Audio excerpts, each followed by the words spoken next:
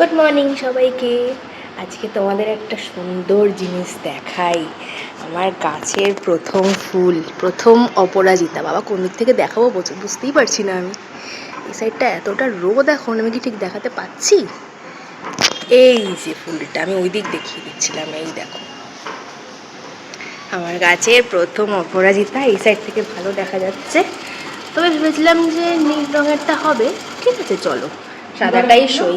আর আজকে সোমবারেই ফুটেছে। আমার যে কি মজা লাগছে। আর এইখানে আমি দেখাচ্ছি তার কারণ এখানে আরেকটা কুড়ি আছে, ওটা এখন দুদিন লাগবে ফুটতে। যাই হোক, এটা এখন মা তুলে নেবে। এই যে দেখা যাচ্ছে এখান থেকে ভালোভাবে।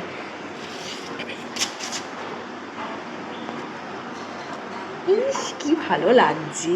আর এখানে তো নয়নতারার একদম মানে কি বলবো, আর কোনো কথাই নেই। প্রত্যেক দিন গাছ ভরে ভরে ফুল। এই যে মা এখন তুলে নিচ্ছে।